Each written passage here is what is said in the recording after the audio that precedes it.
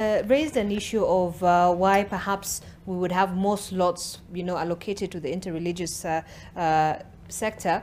But I mean, when you're looking at these all these people who would be given this opportunity, isn't the inclusion of LSK and the interreligious society into this add to a level of neutrality on the process? I'm not against them getting a slot. I'm just saying it should not be at the expense of political parties.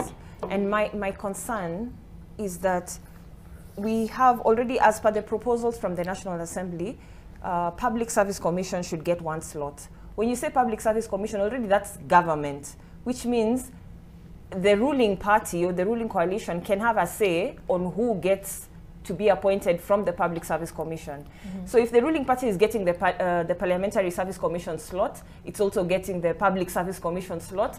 They can, they can influence the LSK slot. They can also influence the political parties liaison committee slot. That already gives them 4, which is unfair and advantage.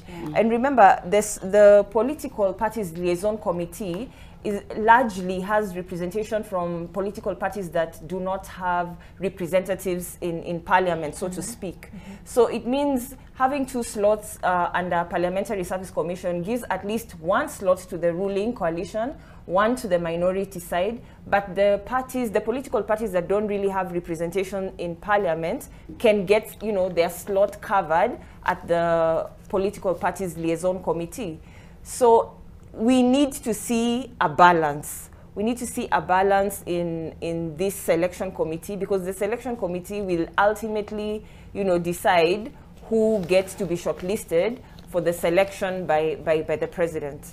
Then it's a political, this is political, and it has to be handled politically. So if there is any number that should shoot up, it's from the political side, not from the religious side.